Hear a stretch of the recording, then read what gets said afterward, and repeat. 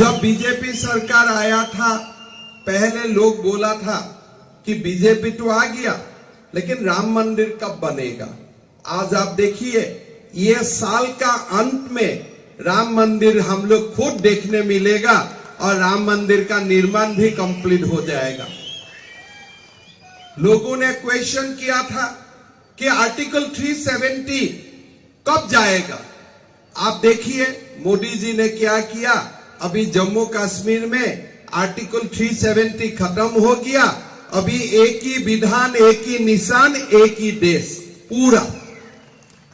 आज कर्नाटक चुनाव का जब मैनिफेस्टो रिलीज हुआ, हमारे कर्नाटक बीजेपी ने एक बहुत बड़ा वादा किया कि हमारा स्टेट में और पूरा देश में बीजेपी यूनिफॉर्म सिविल कोड लागू करेगा।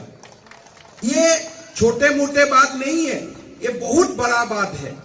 आप लोग खुद सोचिए कि एक व्यक्ति वो एक भी शादी करेगा, फिर मन होगा तो दूसरा भी लेके आएगा, मन होगा तो तीसरा भी लेके आएगा, मन होगा तो 4 भी ले आएगा।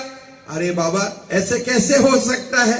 आप एक होगा, आप एक आदमी है और आप 4 बेटियों को शादी कर लेगा, तो ये कैसा बात है।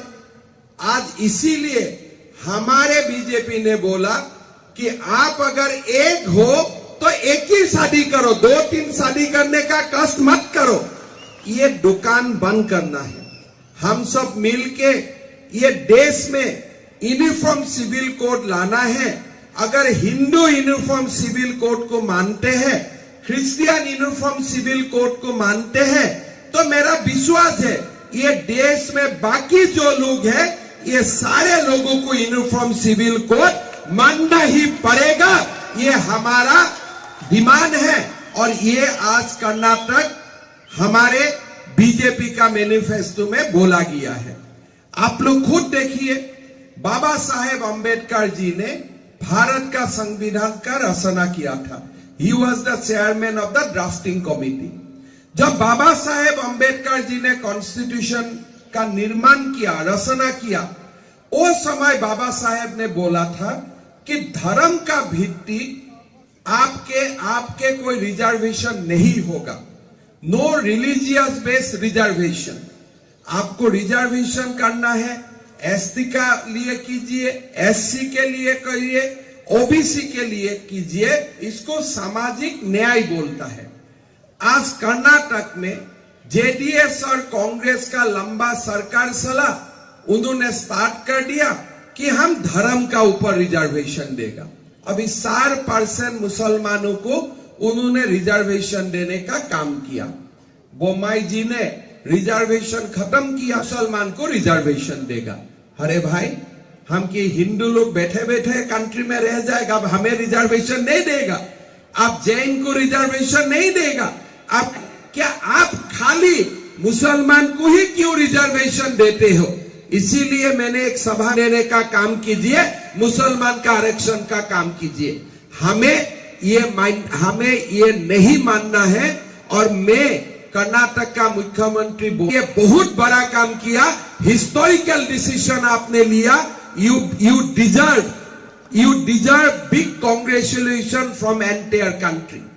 भाइयों और बहनों, आप देखिए कांग्रेस को, हमें देश को बसाना है। जैसे जैसे आगे बढ़ा, हमें देखने के लिए मिला कि पीएफआई का लोग हमारा देश में सर्वसिव एक्टिविटी करता है, देश का अखंडता का खिलाफ काम करता है, बॉम्ब ब्लास्ट करता है, हमें बॉम्ब ब्लास्ट करता है, लोगों को वो लोग ब्रेन वॉश करता है, लोगों बैन का ऑर्डर आया। हमारा असम में भी काफी पीएफआई था, हमने सारे का ट्रीटमेंट। पीएफआई का बैन होने का बाद कांग्रेस का मन में बहुत दुख लगा। कांग्रेस का मन में इतना दुख लगा, अभी दल को भी बैन करेगा। अरे भाई, बजरंग दल कहां धमाका करता है क्या? बजरंग दल लोगों को जिहादी बनाता है क्या? बजरंग दल लोगों को मर्डर करता है क्या? आपको क्या जरूरत है पीएफआई के लिए T20 मैच खेलने के लिए? आपको क्या जरूरत है पीएफआई के लिए बोलने के लिए? आज आप खुद जानते हैं कर्नाटक में कैसे इंडियन मुजाहिदीन का जन्म हुआ था, कैसे पीएफआई का जन्म हुआ था, कैसे सिमी का जन्म हुआ था। हमारे हिंदू कभी भी देश में टेररिज्म का काम नहीं करता है, ये कांग्रेस का समझ में आना चाहिए। आप कभी हिंदू और फंडामेंटलिस्ट मुसलमान का जो पीएफआई है उनको एक मत कीजिए। आज कर्नाटक का चुनाव घोषणा पत्र निकाला, कांग्रेस ने बोला कि हमें जो पीएफआई है आपने इसको बैन किया, हम बजरंग दल को बैन करेगा। ऐसा क्या कोई सिस्टम है हमारा देश में? आज आप देखिए, उन्होंने बोला है कि हम मुसलमान का उत्थान के लिए बजट का 10,000 करोड़ रुपया हर साल खर्चा करेगा। भाई, आप अगर मुसलमान के लिए 10,000 करते हो तो हिंदू के लिए भी 1 लाख करो, आप क्रिश्चियन के लिए भी 15,000 रुपया खर्चा करो।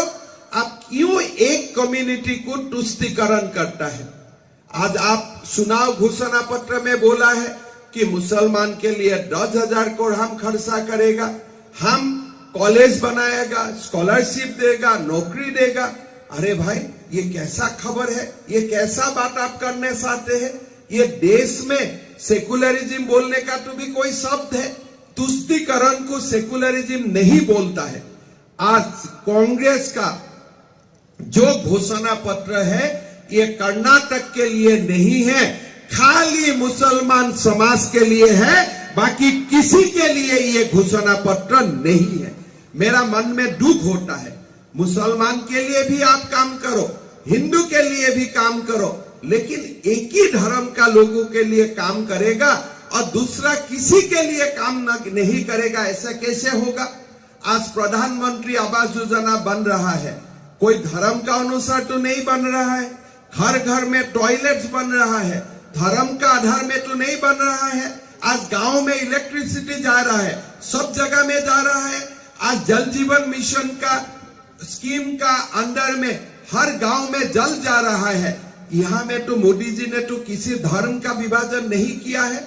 एक ही बात है, सबका साथ सबका विकास। लेकिन आप खाली एक धर्म का साथ क्यों रहते हो? आप दूसरा धर्म का साथ आप क्यों अन्याय करते हो?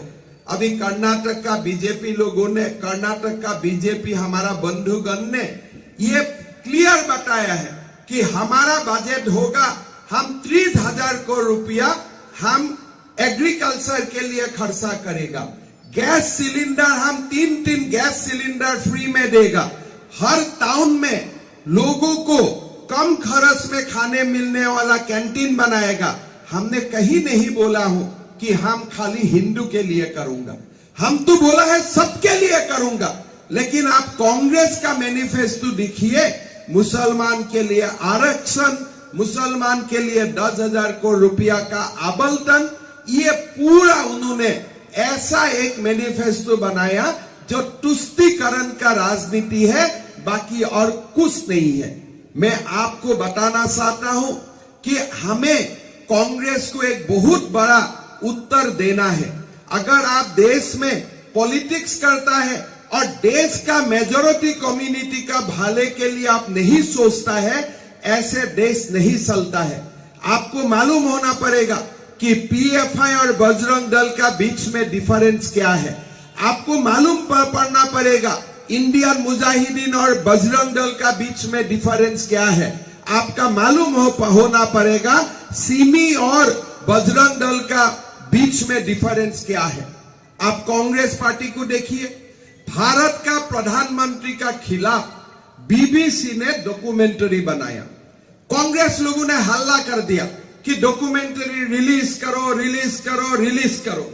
हम बोला नहीं, आज भारत को वीक करने के लिए मोदी जी का खिलाफ षड्यंत्र हो रहा है, हमें ये सब में पड़ना नहीं है।